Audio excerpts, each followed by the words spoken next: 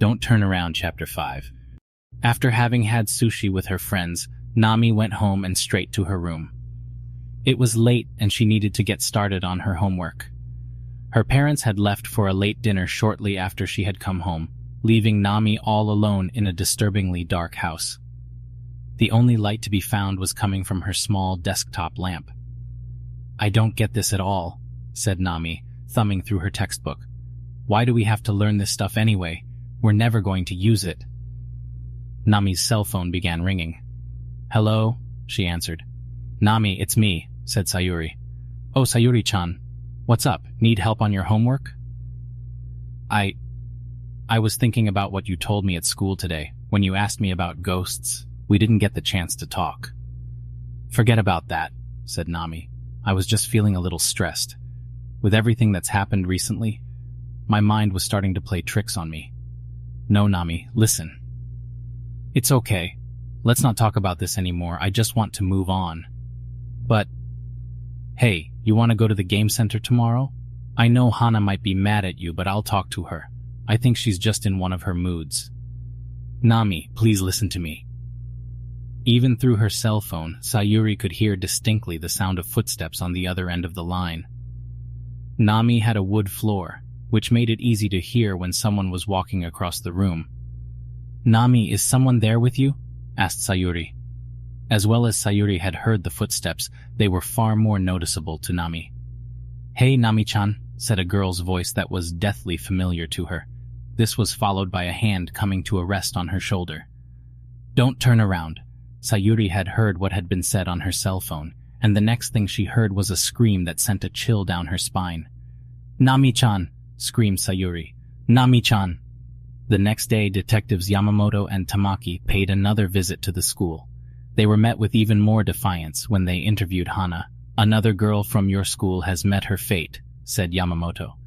He then took a long drag on his cigarette as Hana burned her glare into him. Tamaki opened a window to allow the smoke to escape. "I don't know if you should be referring to her death in that way," he said. "If things keep going this way, you won't have any friends left." "I already told you," said Hana. "Shizuko wasn't my friend." "No, but Nami was, and now she's dead. That can't be a coincidence. Maybe a guilty conscience left her with no other choice. Or maybe someone was trying to keep her quiet because of the information she had." "Just come out and say it," said Hana. "You think I had something to do with this too. You have some nerve.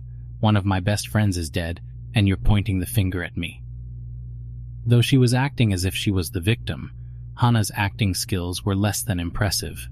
It was easy to tell that she was far from disheartened over what had happened to Nami than she was letting on. "Then why is she dead? It doesn't make sense. Her death has to have something to do with what happened to that Shizuko girl." "It didn't," said Hana, her demeanor calmed. "It had nothing to do with it." "How do you figure?" asked Tamaki.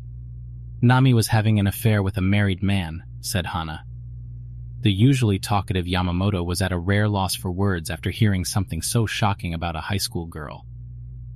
"He said he was going to leave his wife and take her away," explained Hana. "But he lied. He said he didn't want to shame his wife's family, so he had to stay with her. I guess Nami couldn't take it, and that's why she killed herself." Yamamoto and Tamaki looked at one another as if hoping the other had something to say in response to what they had just been told. When the interview was over, Hana left the cramped office that was becoming far too familiar for her liking. "Do you believe her story about the affair?" asked Tamaki.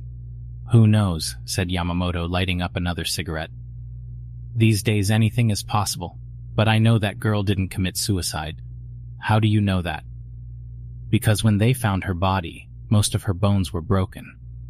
It was as if she had jumped off the roof of her house, but they found her slumped over her desk. That hardly seems like a long enough fall to cause such injuries. I heard one of the girl's friends was the one who found her. She claims she called her and didn't get an answer, so she went to her house, and that's when she found her. But when we checked the dead girl's phone, we found that the two had been talking before we got the call about the death. So she was lying. Do you think she had something to do with the murder?" "Who's to say this was a murder?" asked Yamamoto. "That girl was hiding something. but I know she had nothing to do with this. Are we going to question her again? There's no need. She won't have the answers we're looking for. How can you be so sure? Asked Tamaki. Call it a gut feeling, but I think the truth will come out with time. Will I ever become as cavalier as you? Yamamoto began laughing. It's called detective's intuition, and you still have a long way to go before you learn. On her way home from school, Hana received a call from Aika. The news of Nami's passing was too much for her to bear, so she skipped school. Hello, answered Hana. I was thinking I would go see Sayuri to check on how she's doing, said Aika. She hasn't been answering her phone. I have a lot to do, replied Hana. I won't be able to go with you. Did you hear about Sayuri being the one who found Nami's body? I can only imagine how she must have felt having seen that.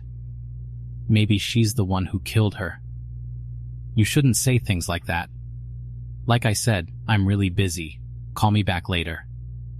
And with that, Hana abruptly hung up on Aika. Why does everyone always bother me when I want to be left alone? Whispered Hana. Little did Hana know that Shizuko was standing directly behind her. Sensing that someone was near, Hana spun around, but there was no one there. Having been allowed entry by Sayuri's mother, Aika made her way into her friend's room. Sayuri was lying in bed, hidden by the covers. Sayuri-chan, said Aika, taking a seat on the bed. How are you feeling? I heard you didn't go to school today. Neither did I. Do you know when you're going back? Not only did Sayuri not reply, she failed to make any movement whatsoever. As much as I think about what happened to Nami, I can't make myself cry, said Aika. What kind of person can't cry when one of their closest friends dies? Have I become that used to death because of what happened?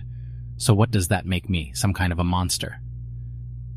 You're not a monster, said Sayuri. Then what am I? I'm supposed to be like you, in bed and shut away from the rest of the world. It's because of what I did, isn't it? God is punishing me. Nami was so upset over the part she played in Shizuko's death that she killed herself. As bad as it may sound, I wish I could feel the same. That way I could kill myself too. Aika-chan, said Sayuri, rolling the covers off to face her friend. If I tell you something that sounds strange, do you promise to listen to what I have to say no matter how much you might not believe me? Of course I'll listen. I've seen Shizuko. What? Gasped Aika.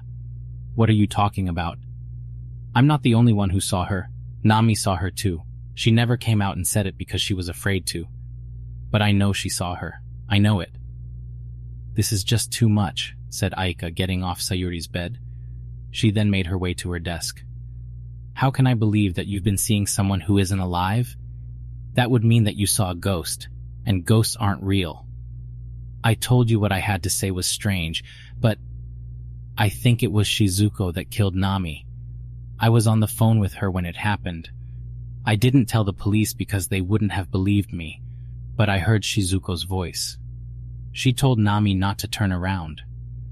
Nami killed herself because she couldn't handle the guilt over what we had done, said Aika. That's what happened. No, you have to believe me. If what I'm saying is true, then none of us are safe. Any one of us could be next to die.